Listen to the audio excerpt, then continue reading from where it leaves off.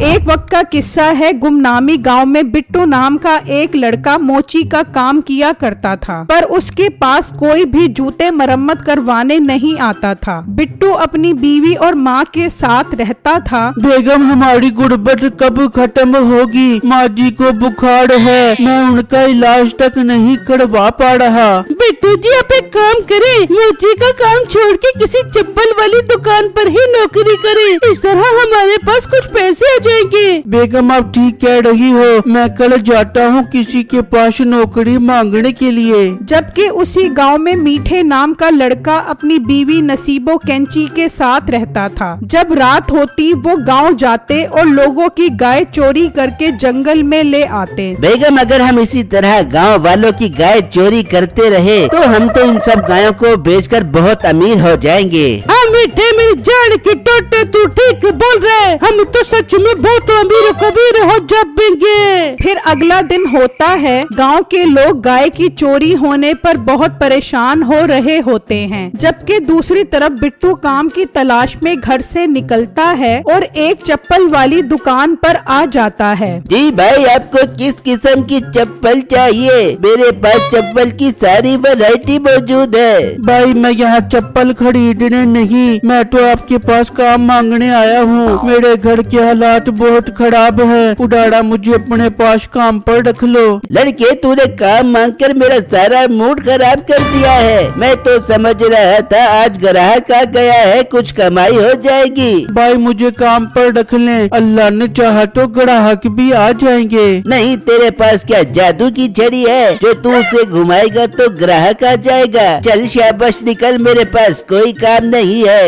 बिट्टू मायूस होकर वहाँ से चला जाता है तो रास्ते में उसे एक गाय नजर आती है। वाह, कितनी खूबसूरत गाय है। अगर मेरे पास ये गाय होती तो मैं इसका खालिश दूध अपनी माँ और बीवी को पिलाता, पर मेरी किस्मत ऐसी कहा कि मैं ऐसा कर सकूं। फिर बिट्टू उदास वहाँ से चला जाता है और अपने घर आ जाता है। बिट्टू जी, सुनाओ, कोई काम मिला? बेगम, मैंने चप्पल वाली दुकान से काम मांगने की बहुत कोशिश की, मगर उसने काम देने से साफ इनकार कर दिया। बिट्टू जी, आप चप्पल वाले काम के अलावा कोई और दुकान पर चले जाते, हो सकता है आपको वहाँ पर काम मिल जाता। बिट्टू, अब तो खाने का सामान भी खत्म हो गया है, आप कुछ करें। ठीक है बेगम, मैं कल किसी और से काम मांगने की कोशिश करता हूँ। फिर रात हो जाती है। नसीबो और मीठा फिर गांव आते हैं और वही सफेद गाय चोरी करके ले जाते हैं। फिर अगला दिन होता है। बिट्टू काम की तलाश में घर से निकलता है तो रास्ते में उसे गांव के लोग परेशान नजर आते हैं।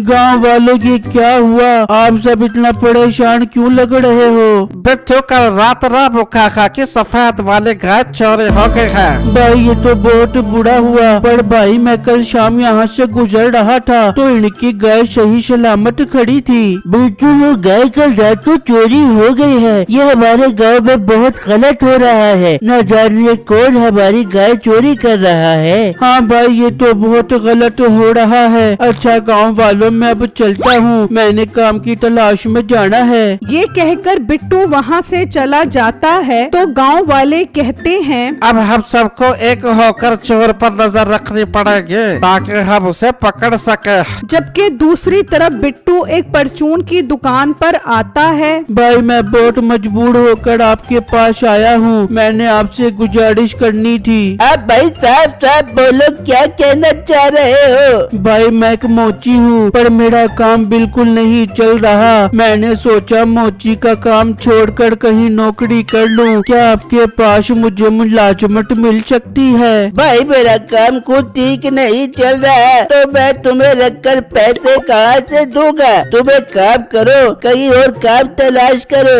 मेरे पास तुम्हें कोई काम नहीं मिल सकता।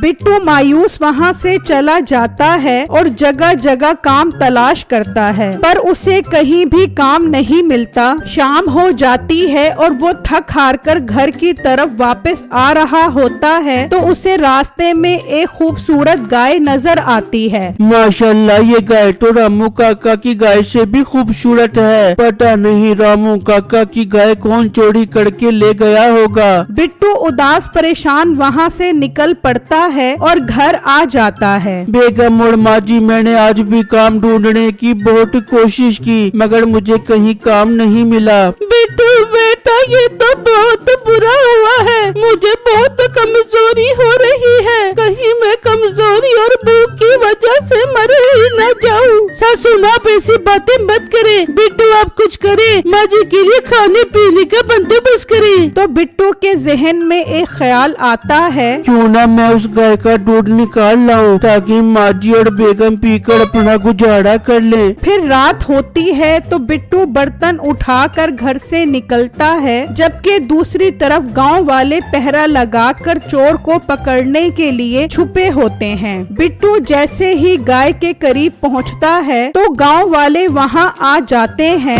अच्छा तो बिट्टू तू चोर है, तू ही गाँव वालों की गाय चोरी करता है। वो नहीं भाई, मेरे घर में मेरी माँ और बीवी भूखे हैं। मैं तो बस उनके लिए दूध निकालने आया था। वो अपनी बहस कर रहे होते हैं, तभी गांव का चौधरी भी वहां आ जाता है। चौधरी साहब, हमने चोर पकड़ लिया है, यही गाय चोरी करता है। अच्छा, अगर ये चोर है तो अभी अभी कालू की गाय भी चोरी हुई है, पर ये तो यहाँ है। फिर कालू की गाय किसने चोरी की है? चौधरी साहब, इसका मतलब बिट्टू चोर रहे। हाँ, बिट्टू चोर नहीं है, चोर कोई और ही है। हमें कालू के पास जाकर सारा माजरा सुनना होगा। फिर वो सब कालू के पास आ जाते हैं। कालू, ये बता, जब तेरी गाय चोरी हुई तो तूने चोर को जाते हुए देखा था? चौधरी साहब, मैं उस टाइम सो रहा था। जब बाहर आके देखा तो चोर मेरी गाय ले जा चुका था। फिर मैंने पुलिस को बुलवा लिया, अब वही चोर को पकड़ेंगे। तभी पुलिस वाला वहां आ जाता है। कमाल की बात है, तुम सब के होते हुए चोर गाय कैसे चोरी करके ले गया? मुझे तो ये कुछ और ही मामला लग रहा है भाई। पुलिस साहब, आप कहना क्या चाह रहे हो? आपको क्या मसला लगता है?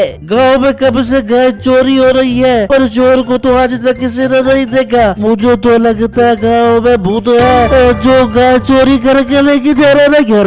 पुलिस वाले की ये बात सुनकर सब गांव वाले डर जाते हैं। पुलिस वाला वहां से चला जाता है और गांव वाले भी डर कर घरों में छुप जाते हैं और गायों को भी घरों में छुपा लेते हैं। फिर अगला दिन होता है तो नसीबो मीठे से कहती है, मीठे, गाँव वाले भूत को चोर समझ के डर गए। अब हमें किसी और तरीके से गाय चोरी करनी पड़ेगी। बेगम, मैं काम करता हूँ। मैं भूत बन के गाँव वालों की गाय चोरी करता हूँ। भूत के डर से वो मेरे पीछे भी नहीं आएंगे। वाह मीठे, बहुत जबरदस्त आइडिया है तेरे दिमाग में। तू आज रात में जा और एक और गाय चोरी करके लेके आ। मैं यहाँ बाकी गायों का ध्यान रखूंगी। फिर रात होती है तो मीठा भूत बनकर गांव आता है और एक गाय चोरी करके जा रहा होता है। तभी बिट्टू की नजर पड़ती है। ओ मेरे अल्लाह, ये तो भूत है जो गाय लेकर जा रहा है। मैं इसका पीछा करता हूँ। बिट्टू उसके पीछे चल पड़ता है, जबकि मीठा वो गाय लेकर नसीबों के पास पहुंच जाता है और अपनी चादर उतार देता है।